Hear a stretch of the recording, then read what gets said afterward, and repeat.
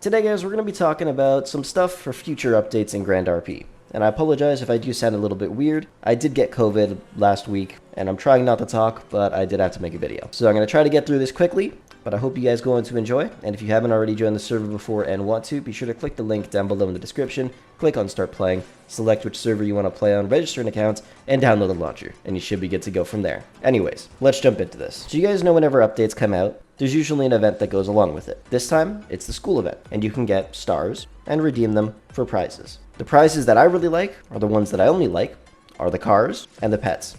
But I know for a fact I'll never be able to get those items. Even if you look at the top earners, most people have purchased Grand Coins at the top. But after you scroll down literally a tiny little bit, you see people that are at 5,600,000, 4 million, 4.6 million, and just goes down slowly. These people have actually been grinding it out. They're almost able to get some of the $5 million items, like a backpack. But what if there was some other stuff you're able to get instead of just a bunch of clothes, some cars that are nearly impossible to get, and some pets that are literally impossible to get unless you spend 3,000 Grand Coins? Because for me at least, those clothes, yeah, they are nice. It's just, I like the way my outfit looks already. And I'm sure a lot of you guys feel the same way. If you have like a black LV top and some nice Adidas pants, or literally anything, if you like the way your outfit looks, yeah, some of those clothing items are pretty nice, but I wouldn't swap my luminous suit jacket out for any of them. So I decide instead to just not bother grinding, because what'll end up happening is I'll put all the time and effort in, I wouldn't be able to get any of these vehicles, so I'd have to end up getting some of these clothing items, and then I would just put them in my storage. And now my storage just keeps getting filled up consistently. And right now, all of my storages are actually completely full because of events and from the battle pass, all with a bunch of clothing items that sadly are untradeable. So there's two different things they could do, obviously. One, all of the items that you can get from these events, why not just make them tradable? Option number two is add some other stuff in there instead of just clothes, like I said, like luminous stones, engine components, scrap metal, seeds, literally anything like that. And of course, they would cost X amount of that currency. It wouldn't be at like 100 million. It wouldn't even be 100,000. Obviously, it would depend on the quantity that you get, but at least then you'd be able to get some other stuff that you might actually be able to use. For me personally, at least, 5 seeds would be more useful than any of these clothes. Even though, like I said, they are pretty nice, and they do appeal to certain people. Like even this one. This looks pretty cool. But comparing this to my luminous suit jacket that I have on, I just wouldn't swap them out. So in the future, it would be kind of cool to see something like that happen. While we're on the topic of events, as you guys know, the school event is out right now. And a lot of people like the event, a lot of people don't. Now there's two different types of events that Grand RP releases. One where you're able to trade resources, one where you're not able to do so. Personally, I think they should always just allow you to trade resources in. It just makes more sense, because if you don't, you're not going to be able to get any of the prizes.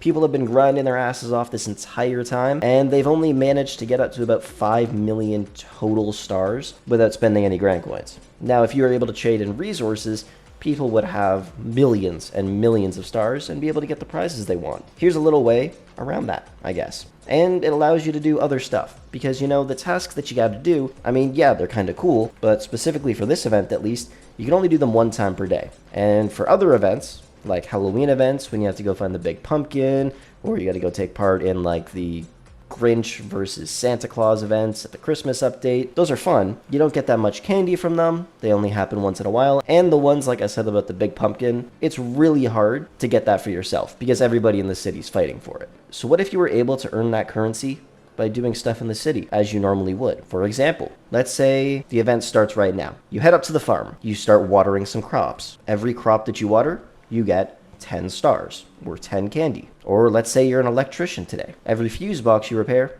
you get 10 candy. Maybe you're an LSPD. You arrest somebody, you get 5,000 candy. Or if you own a business, and somebody buys a product from your business, then you get 50 or 100 candy. You're an FIB, SAHP, LSPD, and you give out a ticket, or you write somebody a ticket, or you find a car parked illegally, you get 1,000 candy. You guys kind of get what I mean here? Just by doing stuff in the city, as you normally would, you'd also be able to earn some currency from that. Meaning, not only could you do these fun new little tasks whenever they're available to you, but you'd still be able to earn the currency by doing other stuff throughout the city 24/7. So then you're able to get some of these prizes you really want if you put the work in. I think it would be pretty great if they did something like that.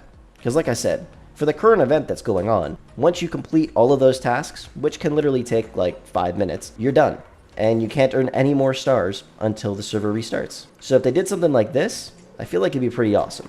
Plus, you could still do those fun tasks and then get some more candy or stars. Either way, I think it's a pretty great idea, but let me know what you guys think of it down below in the comment section. Man, my throat is actually killing me right now. This is like my 4th attempt trying to make this video. The final thing we're going to talk about is a little rework to Gov. It's fairly simple. Remove the DOC from government. Make it its own org.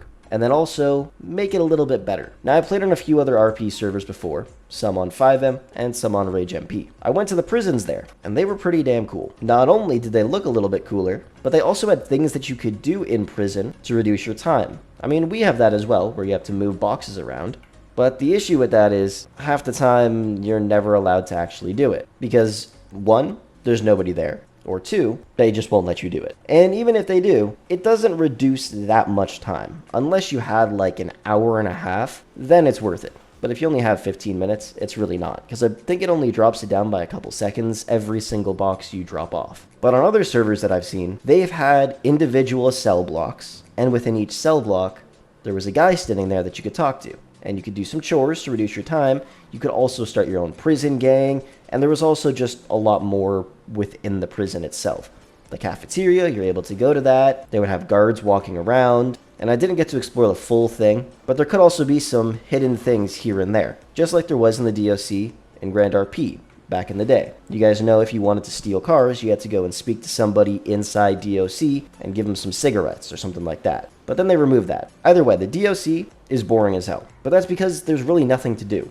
Literally every time I've ever gone there, I see somebody standing at the door, and that's all they do. They just stand there all day, and they're bored out of their minds. And anybody that's worked at DOC before, comment down below. Like, genuinely, how much fun do you have at DOC? Especially if you're one of those lucky workers that gets to stand in front of the door for your entire shift. Like, that is just boring. I'm not trying to do that, and I'm sure a lot of people don't want to do it either. But now imagine they reworked DOC completely, made it its own org, added some more buildings within it. Or not added more buildings, just added the interiors for them. And there are lots of interiors for DOC.